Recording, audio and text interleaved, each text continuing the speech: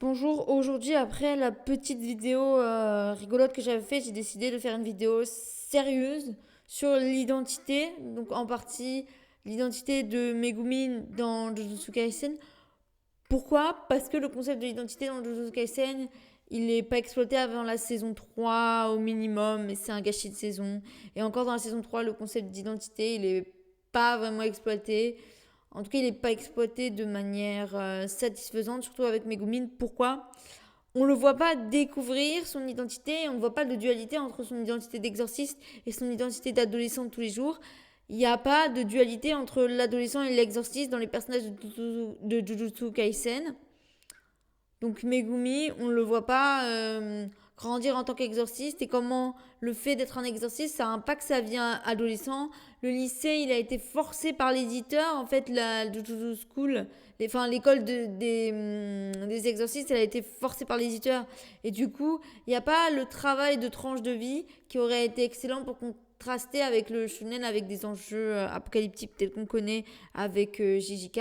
Et donc, les personnages, ils perdre en richesse et le monde perd en profondeur et ça permet pas de développer la queerness des personnages et donc la sexualité de Megumin elle n'a pas été développée jusqu'à l'arc de Shibuya. Ça prouve que Megumin c'est juste un token en fait et que l'auteur il veut pas réellement écrire de personnages queer, donc c'est problématique parce qu'on aurait pu avoir une dualité entre, on aurait pu voir Megumin découvrir sa sexualité en découvrant une large variété de personnages secondaires qui sont issus de la diversité de genre et qui sont des personnes cis. On aurait pu voir comment Megumin il est ouvert par rapport aux personnes trans, comment il découvre la transidentité, d'éventuelles questions qu'il pourrait avoir sur son genre avant de se rendre compte qu'il est cis.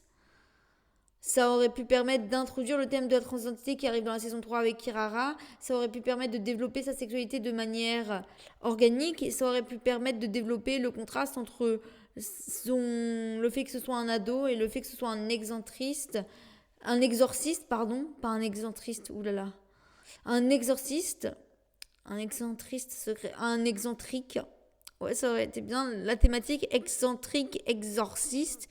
C'est-à-dire qu'il y a le même préfixe en français. Il y a on exorcise, on est excentrique.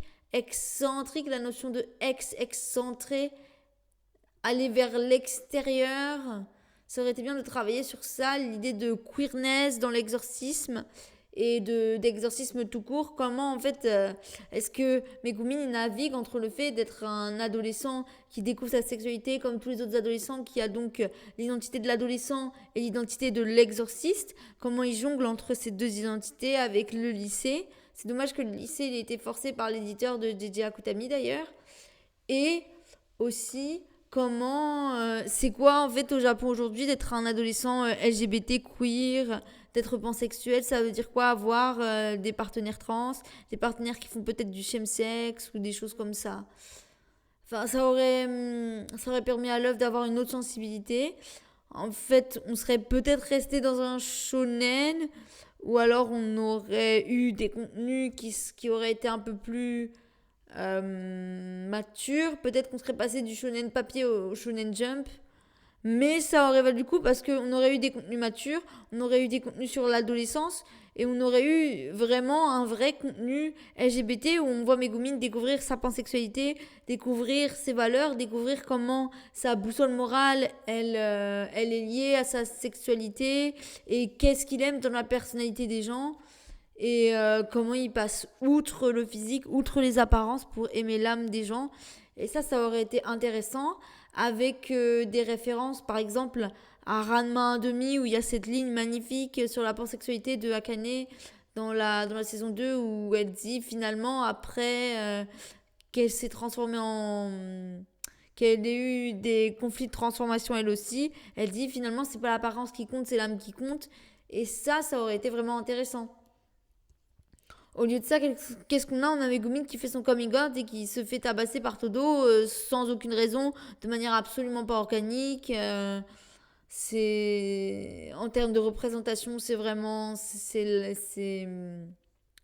ce qu'il ne faut pas faire parce que le personnage c'est un aspect qui est pas du tout développé. C'est vraiment du queerbaiting. On n'a pas la dualité qu'on a avec les, les Spider-Man, les films de Sam Raimi, au sens où les exorcistes, c'est un peu les super-héros qui doivent sauver le monde du mal en prenant des décisions tragiques.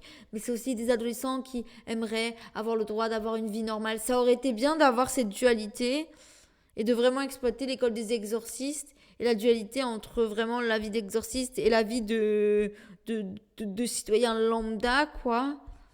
Ça aurait été vraiment bien, ça aurait permis de vraiment avoir des pertes tragiques parce que ce serait plus des exorcistes, ce serait des civils qui ont des liens avec les personnages et ça arrive très rarement dans Jujutsu Kaisen ou alors les liens avec les personnages soit les personnages sont pas des civils, soit les liens avec les personnages ils sont expédiés et ils sont pas queer. De toute façon, la queerness, elle arrive bizarrement dans la saison 3 où elle est exploitée. Alors qu'il y a des graines de queerness dans la saison 1 qui sont pas exploitées. Bref, Bref. C'est vraiment très très mauvais. Comparé à ce qu'on a eu avec Ranma 1,5, ce qu'on a eu comme allégorie avec dans d'autres médias, K-pop Demon Hunter, on voit que ça devient mieux, mais que le manga il a beaucoup vieilli, c'est-à-dire que s'inspirer de Rumiko Takahashi, ça ferait pas de mal au mangaka contemporain. On voit bien l'écart entre Ranma 1,5 et Jujutsu Kaisen au niveau de l'identité, au niveau du comique. Alors oui, Ranma, c'est pas le même style, mais c'est genre la comparaison entre les deux en termes de gestion des identités, de questionnement, il y en a un où c'est inexistant, il y en a un où c'est le cœur de l'intrigue. Bon, entre Ranma 1,5 et Jujutsu Kaisen, faut trouver l'audace de mélanger les deux. Ça, Majika Madoka, elle l'a un tout petit peu fait, mais il n'a pas été jusqu'au bout. Donc non, c'est une honte en fait pour l'industrie des médias que les seuls médias qui parlent de transidentité, ce sont des fanfictions indépendants postés sur des sites par des artistes tels que The K.O. avec Magical Boy. Donc non, c'est une honte parce que l'identité elle est pas investie par les mangaka ou alors elle est investie que d'une manière queer et pas d'une manière où l'identité elle change en fonction du contexte, des interactions de la communauté dans laquelle elle se trouve. C'est ça qui n'est pas suffisamment investigué dans le manga contemporain. Donc c'est vraiment dommage.